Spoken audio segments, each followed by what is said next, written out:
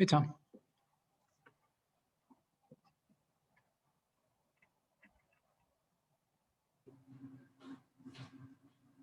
Tom, I was getting some feedback that you may like the FOIA form that we have now. Is that true? Can I get you on record?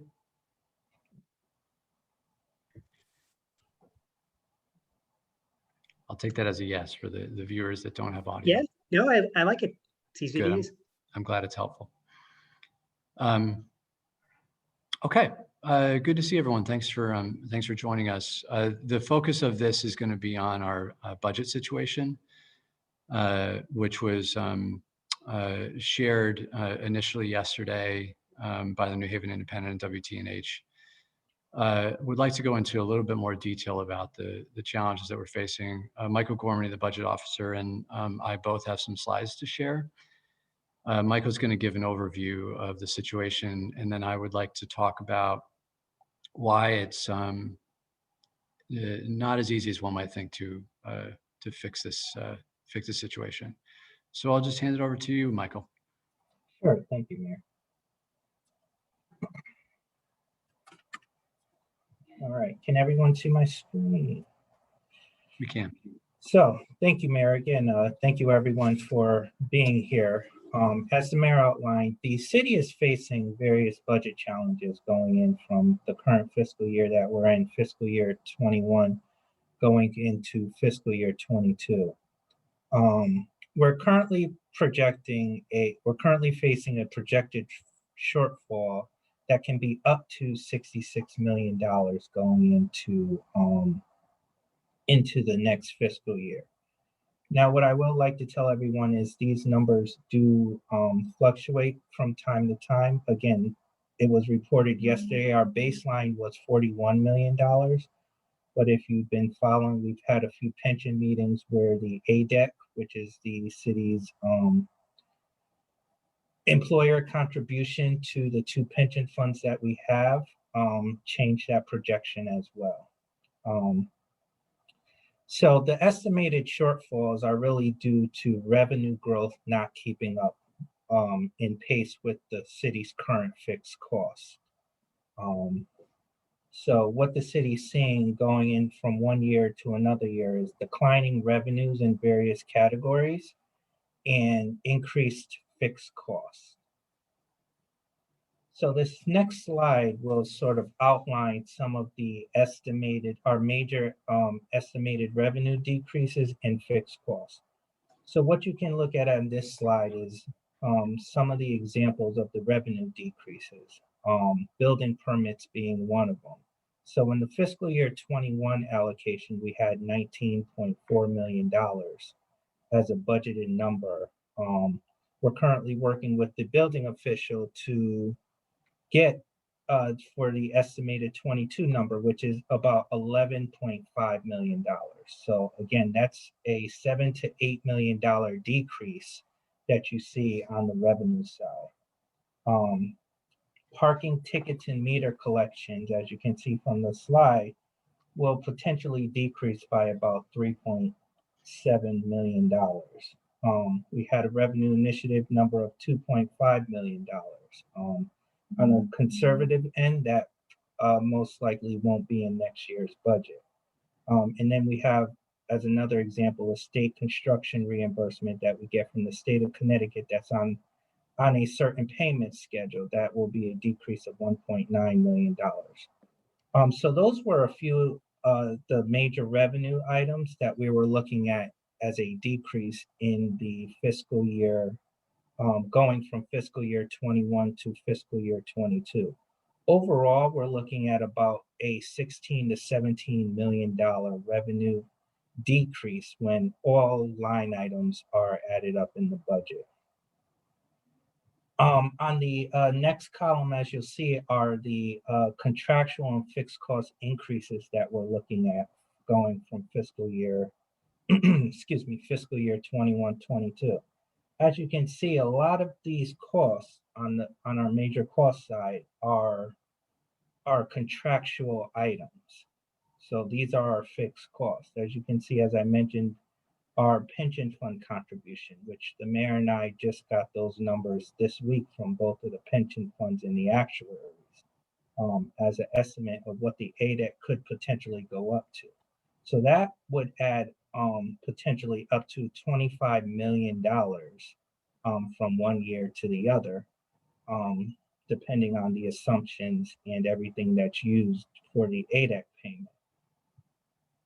We're looking at healthcare and workers' comp increases for the next fiscal year. While the city, due to COVID, is having a good year in medical and workers' comp, we do realize that, as vaccines and other things may affect COVID, the city will see a spike in medical costs at some point. So we have to make sure that we can absorb those costs within the city's budget. And then we have public safety salaries and overtime increases. That's really our fire and police departments contracts. Those are contractually obligated items that that the city has to account for going in from one fiscal year to the other.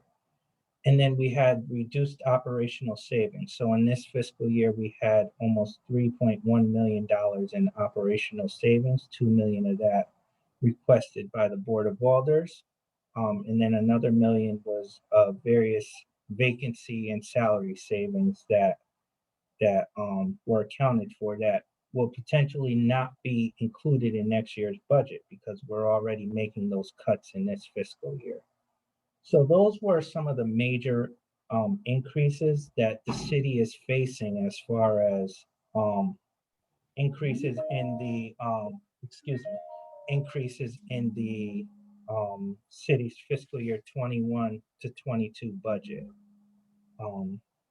So again, the city, based on the new numbers, could face upwards to $66 million. Again, that is not in any new departmental spending. That is really due to revenue growth not keeping up with the fixed costs that the city is seeing. So I will turn it back over to the mayor. Thanks, Michael. Let me share my screen here, and then we can open up to questions after we.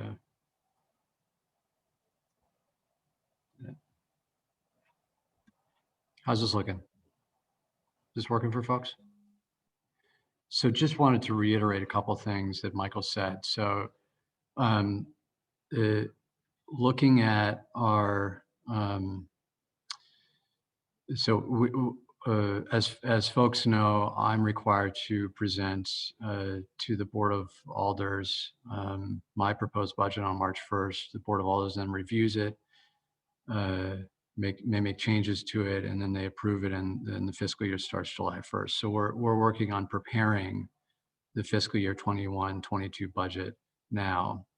We're in fiscal year 2020-2021. And in that fiscal year, we're facing a significant deficit. But as we prepare for next year's budget, we're looking at a much, much larger problem.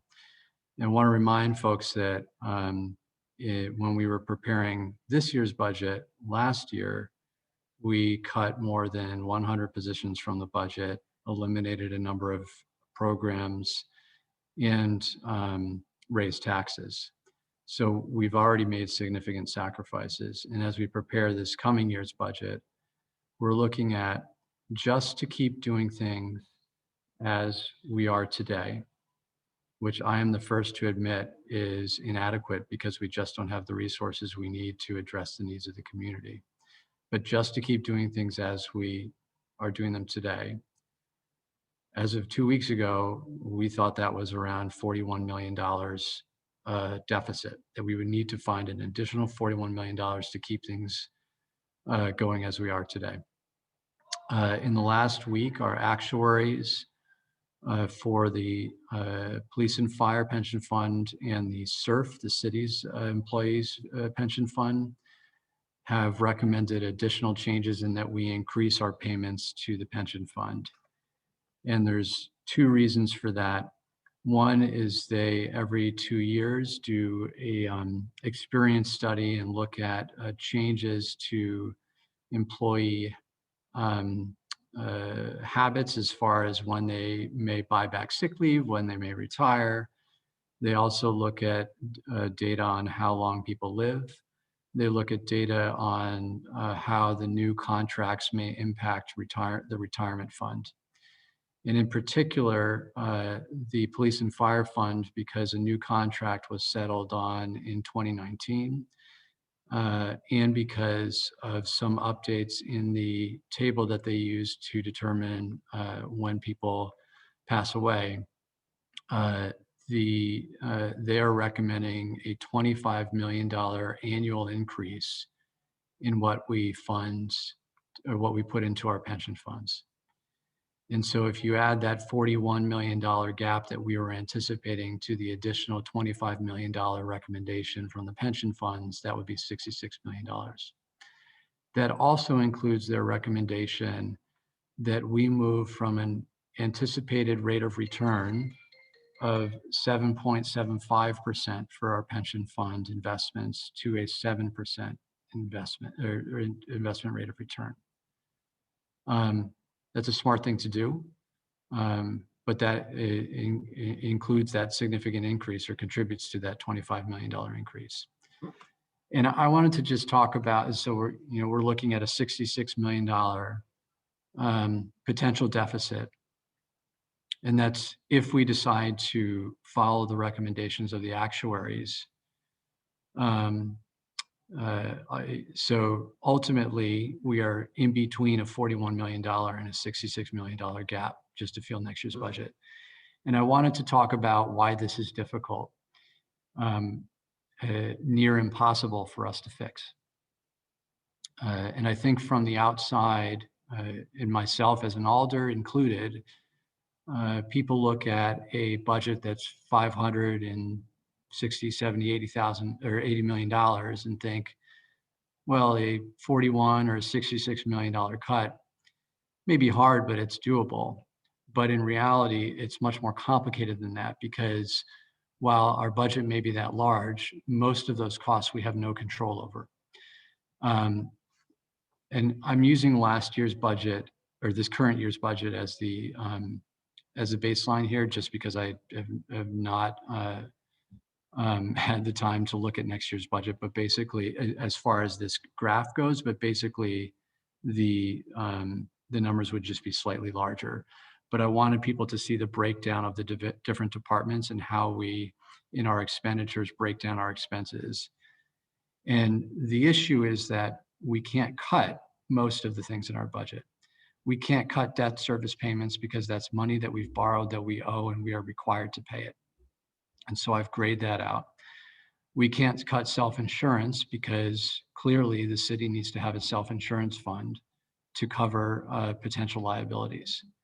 We can't cut our pension payments because we're required to pay those things in order to ensure that the retirement fund is adequately funded. It's very difficult for us to cut employee benefits unless we significantly cut our employees. And if we do cut our employees, we don't typically see a lot of those revenues in the first year or those savings in the first year anyway. These are employee benefits such as workers' comp, healthcare. And so you have the remaining things that most people care about in our budget that fund the things like plowing our streets, police officers, fire department, our building inspections, our registrar of voters, youth department, and so on, and of course, education. People often look towards the education budget, but in reality, 3/4 of our education budget is funded through the state. And so we obviously wouldn't cut money that we're receiving from the state to pay for things. So we only have about 1/4 of our education budget that we can cut. Now, the state has a minimum budget requirement where we are not allowed to cut more than the education department was previously funded.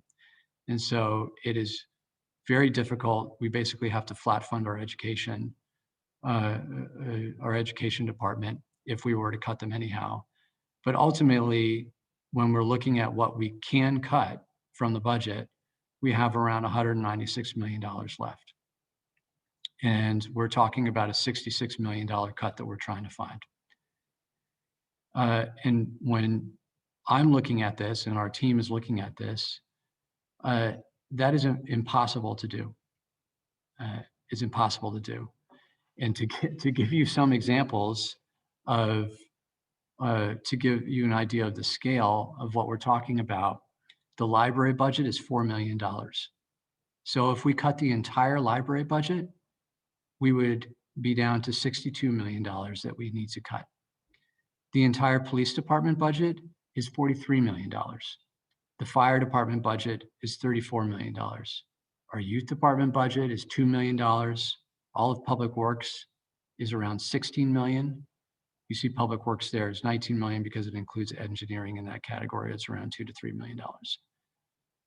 The amount that we would have to cut of our city services is beyond what our city can handle and the capacity that we have. It is completely unrealistic for anyone to think that we are able to cut this kind of money. Our city would not function if we cut this money. And so we have basically two options ahead of us right now. The first is massive cuts and a massive property tax increase. And to give you a sense of the scale of a tax increase, if we were to try to close that $66 million budget with just a tax increase, that's a 23% tax increase. Say we cut our budget by $30+ million, which would eviscerate most of our city services, it would still be around a 12% tax increase. That is not a sustainable option. And the second option we have, which I've said over and over and over again, is we get revenues from the state and Yale University. I'm not making this up. I'm not being fantastical about the solutions here. We don't have other options. And both the state and Yale University need to understand that if they do not play a very, very significant role in assisting us through this budget situation, it will be a disaster for our city, but also a disaster for them. Yale has an annual operating budget of $4.1 billion. And we've asked for 50 million to help us close this gap. That is a fraction. There's a fraction of what Yale could afford. And it would significantly help us address this problem. And the state, we've asked for years and years and years to increase funding for pilot, which is an even smaller fraction of the state's $21 billion budget. There are very practical ways that we can address this. We are having active conversations with the university about their responsibility and how we can positively, with the partnership with the state and Yale University, impact this city so that it continues to grow and prosper. And there's a very practical proposal that has been out there from Senator Looney about a tiered pilot structure that is supported by myself and 27 other mayors and first select people that represent large municipalities and small towns, that represent Republicans and Democrats, and that would dramatically help us address this financial problem without having a significant impact on the state. The cost to the state of Senator Looney's tiered pilot proposal is around $114 million. It would bring in around $40 million to New Haven, which would significantly move the dial on this challenge that we're facing. And the governor has talked a lot about not wanting to raise taxes around the state. I understand that, but I think that that is intellectually inconsistent with what would actually happen if the governor decided to not do something here, because he would be in fact raising taxes, because I would have to raise taxes significantly on New Haven residents who frankly can least afford it in this time. And so by not changing things at the state, by not adopting this tiered pilot proposal, which the governor could do without raising taxes, by the way, we will be forced in New Haven to have massive cuts that we do not want to do, that are unrealistic, or dramatically increase taxes which our residents can't afford. Michael, did I miss anything? No, Mayor, I think you covered everything in the slides. Okay. Any questions from folks? Go ahead, Tom.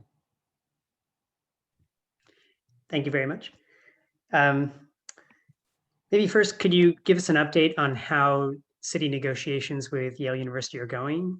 I know that we wrote a few weeks or months ago about a committee you've put together of people negotiating directly with the university. What's happening there? I'm cautiously optimistic. I feel like we're making progress, but I don't have another update at this point. My second question, I guess, for you and for Mr. Gormany, back in September of 2020, you all held a press conference at City Hall announcing that despite the serious challenges to the budget presented by COVID, the city ended the fiscal year with a $1.9 million budget surplus. How did we go from in September, you all announcing that there was a $1.9 million surplus to now, just a few months later, projecting a $66 million deficit?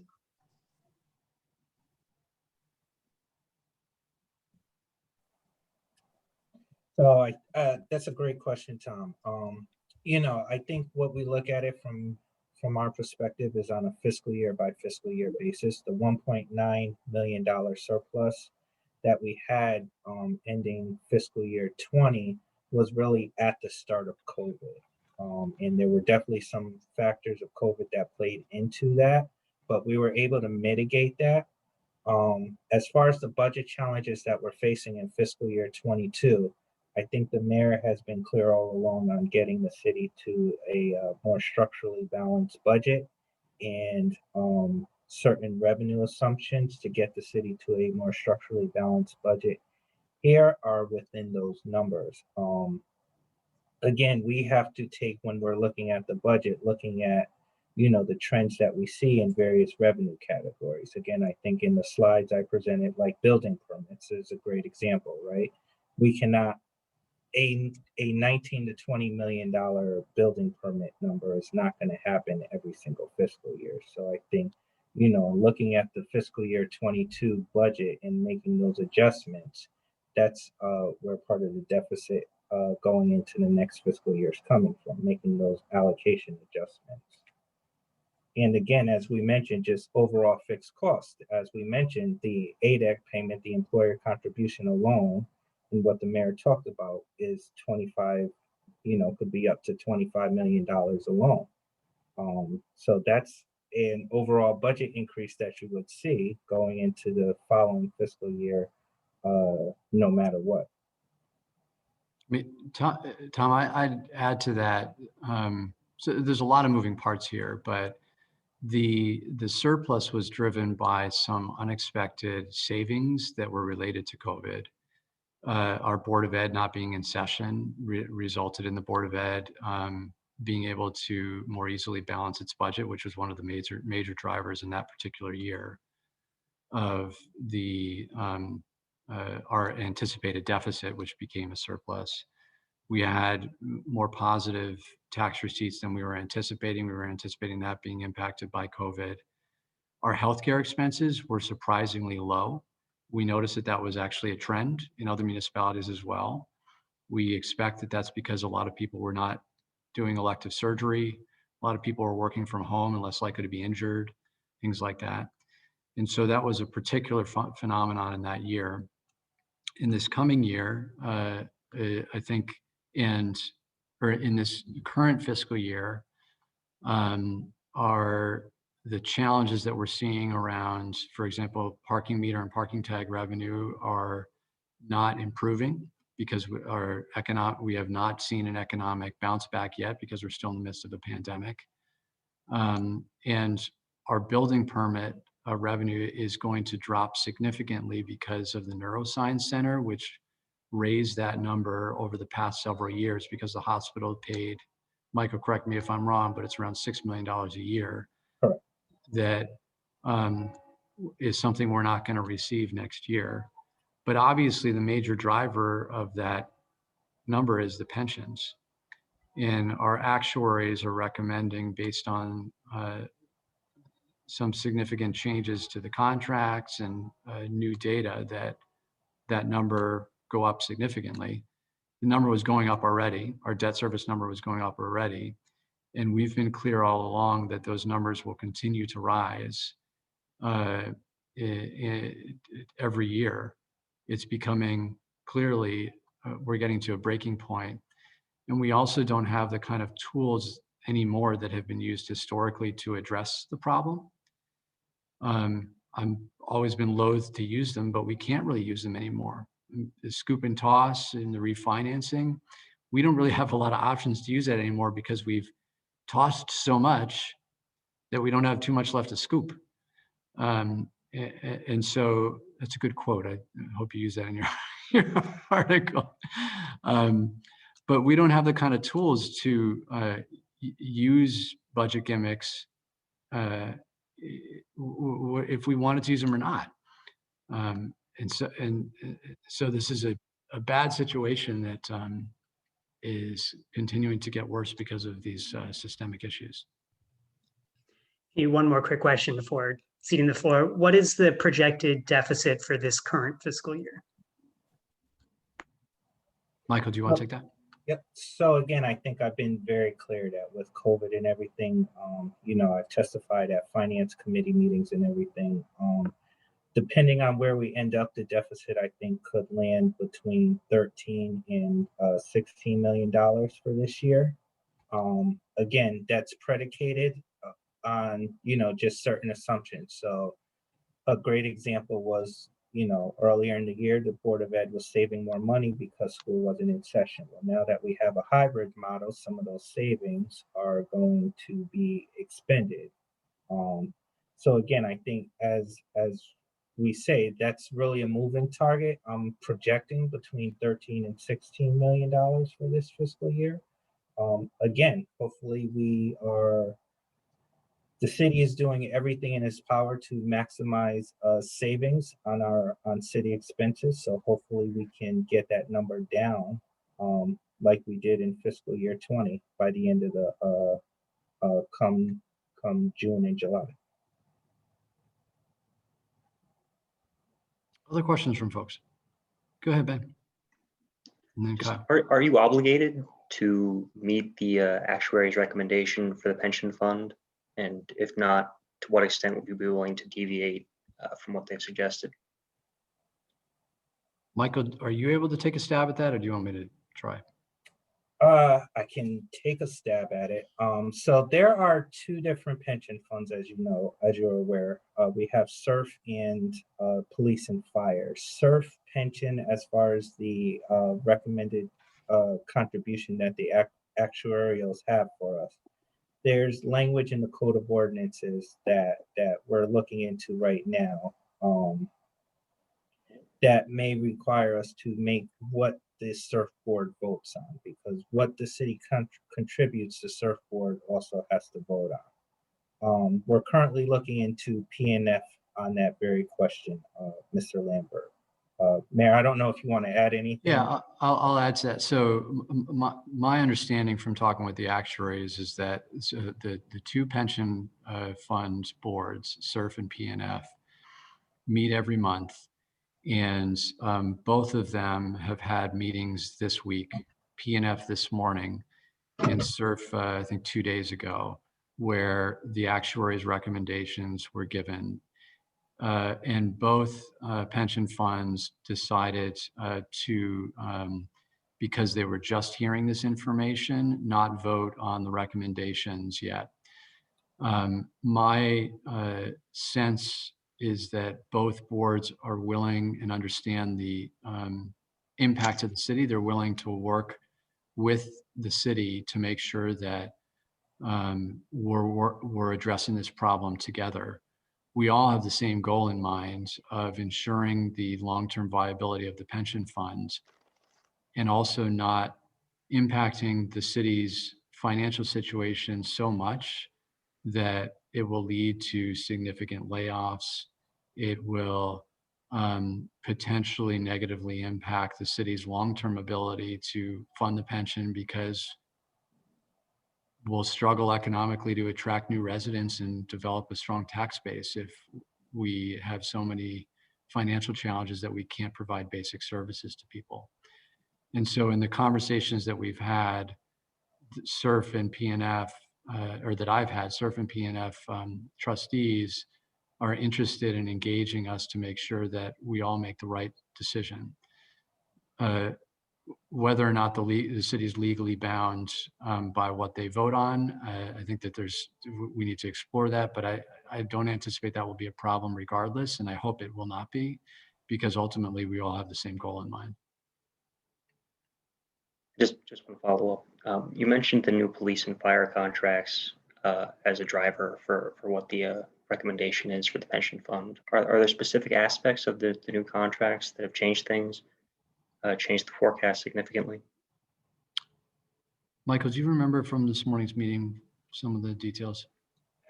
Unfortunately, I think because we were just getting the information and had the meeting this morning, I don't have or remember the exact details, Mayor, on how that impacted the actual ADAC payment for police and fire. So we could get you some more specifics. As I recall, they also looked at the last several years and what retiring police officers and firefighters tended to do. And one of the things, for example, is people take on more overtime in their last several years to increase their average pay, to increase their pension. And because of that tendency, we're recommending increasing payments to the pension fund. People were taking advantage of sick leave buyback to retire early. And because of that, there was impact to the fund. And there were several examples of things like that. One of the major drivers is the update to the, I forget the name of the table, but the table that indicates the likelihood of when people will pass away. The mortality table. And they had a new mortality table. And as I recall, it was specific to public safety that significantly changed the numbers and drove them to recommend a higher contribution to the pension fund. What I anticipate, and we still need to have a lot of conversations, is that unless we get significant revenues, we're not going to land in a point where we decrease our rate of return in 1 year from 7.75% to 7%. The jump is just so significant for us to handle that kind of financial change in the city is too much. I would anticipate some sort of step down plan. But again, we still need to have some conversations about how to address the problem. Do you have a ballpark for how much that change from 7.75% to 7% means in actual dollars? Hang on. Forecast actual dollars. Give me just a second.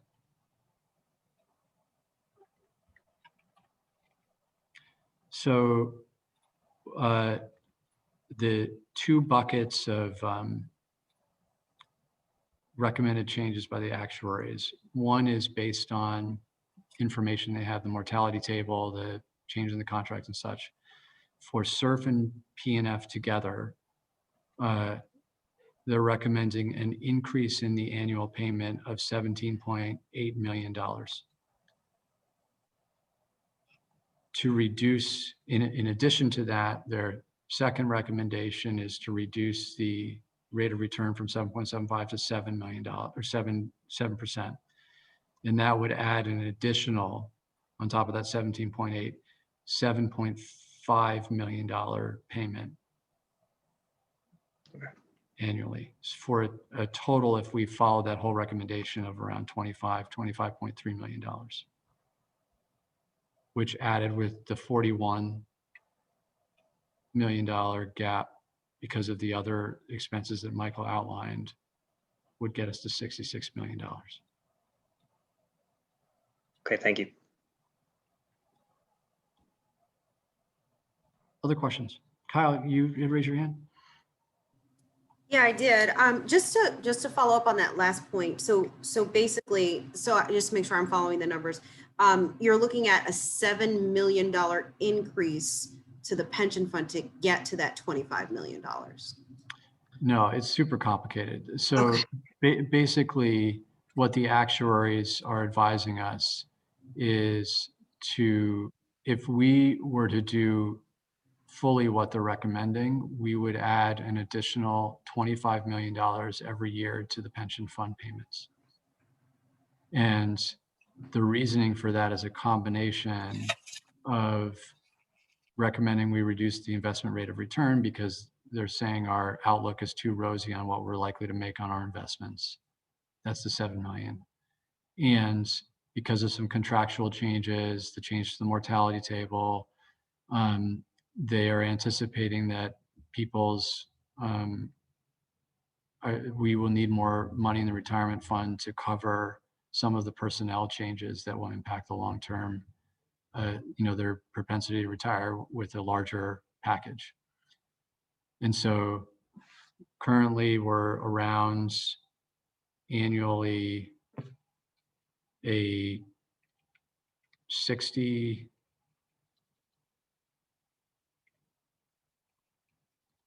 $59-60 million payment, Michael, is that right, to pension funds? Yeah, right now we're at about a 61 or $62 million that the city has contributed this year to both police and fire and the city employees retirement fund.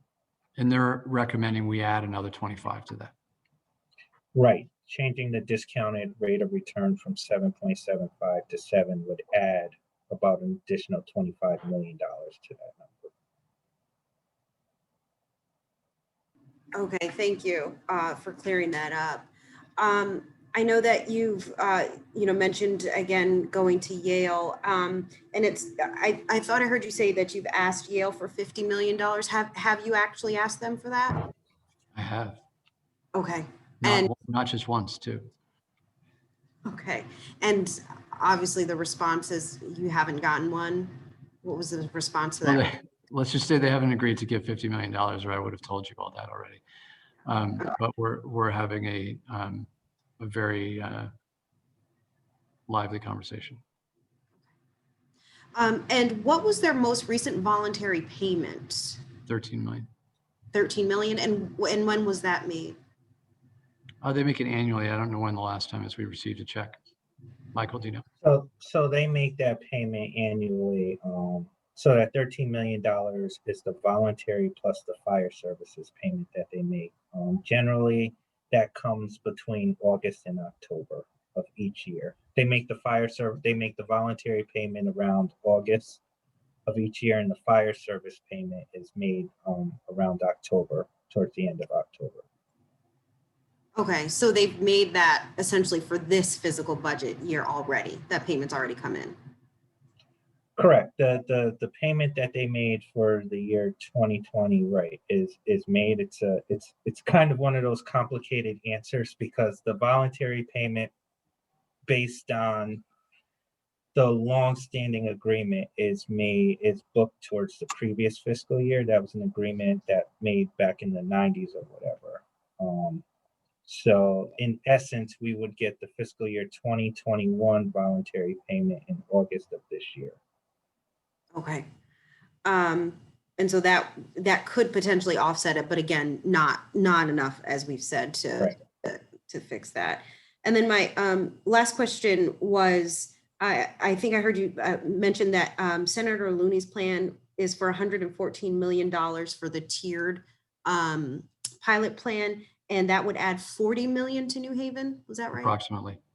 Approximately 40 million. So the proposal by Senator Looney is that the currently municipalities that have hospital, university, and state property get reimbursed by the state. They should be reimbursed at around 77% of the loss in tax revenue, but most municipalities are reimbursed around 23, 24, 25%.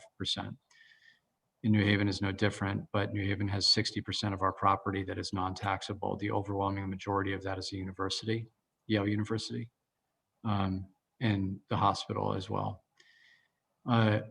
Senator Looney's proposal, because it's been inherently difficult to increase pilot in full by the state, to create tiers where the baseline is each municipality gets reimbursed 30%, but then there is a 40 and a 50% tier based on the municipality's need, basically residents that may not be very economically stable. So New Haven would land in the 50% category, and other large municipalities, most of them land in the 50% category, some of them, and some small towns as well. There's a number of small towns that are struggling economically as well. And so no one would get cut from pilot, but certain areas that are in need would get an increase. It's a progressive approach. It's a very practical approach. There's strong bipartisan support. In a $20+ billion budget, it does not require the state to do any significant budgetary changes. In my view, it's a no-brainer. And then the last question, sorry, I know I said the last one was the last question, but I We do it all the time. Is there any way the Board of Alders or the city could put a moratorium on purchases by Yale? I just thought about that. Is there any way to stop that from happening for a period of time? I don't believe so. You know, we can't regulate private property in that way, I don't believe.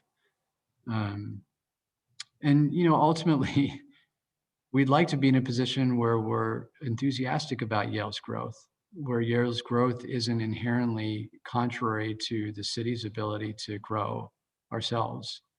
And I think that's part of the conversation that we're having with the university is I want to support Yale growing as long as it is a positive benefit to the city, both from our residents' perspective and our financial situation.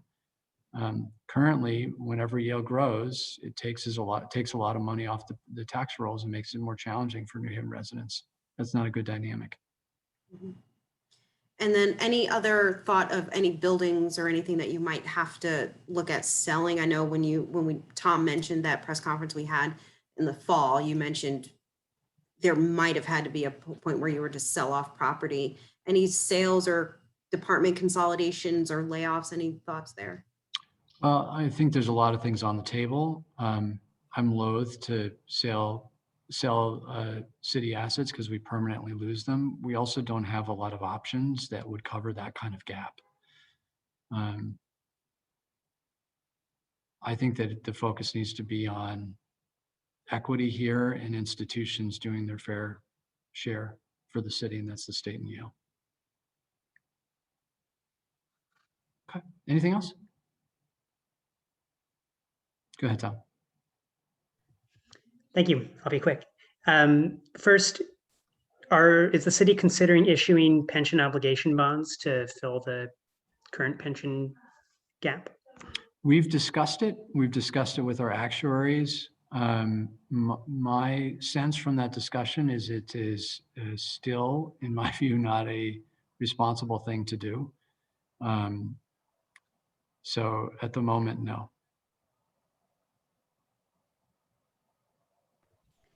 And I know Mr. Gormany is both the city's budget director and the acting controller. I guess to Mr. Gormany, do you feel like you have the bandwidth to handle both of those responsibilities, considering these pretty huge budget challenges? And Mayor, are you considering hiring a permanent controller anytime soon? Michael? Sure. So I think, you know, I've been fortunate enough to be working for the city, you know, starting out in 1999 as an intern. So I have a great deal of the finances, historic and present at the moment to, you know, to do both roles at the moment. And I will always do what's needed at the city to help out the mayor and all the city departments. I have a great team behind me as far as finance supervisors and management and budget staff. So we're going to keep on moving and you know, help out the city and do what we feel is in the best interest of the city, working with the mayor. Yeah, and Tom, I think at this point I give you kind of a non-answer, unfortunately. But the most important thing is that we get the job done, Right. and we're having conversations about how to most effectively do that with city staff. And then my last question is, how will state or federal kind of CARES Act money or other money earmarked for kind of COVID-related reimbursements, how does any current money affect this deficit, and how might money in the American Rescue Plan or any other federal plans that are being considered right now affect this deficit? And that's my last one. Sure, that's a great question, Tom. As you know, we continue to work and maximize our grant utilization with the CARES Act money. As you know, a lot of the time with the federal money, you cannot do what's called basically supplanting with those grants. So again, we continue to make sure that we provide the services for residents that we can, and maximize those grant opportunities and use those CARES dollars to get out to the community. But as far as like using those to offset any revenues that the city is losing or anything, you know, that's we certainly can't do that with this funding. I think the hope is that with the Biden administration and a Democratic Congress, that we'll get additional funding, ideally that is not only tied to new things. And part of the issue, in particular with emergency funding, is that it is often tied to things that are specific to that emergency, but that don't allow municipalities to cover existing expenses that we were already anticipating. Obviously, it would be very, very helpful if the federal government allowed us to use some of the funds to address some of our systemic existing financial challenges. Historically, that's not happened.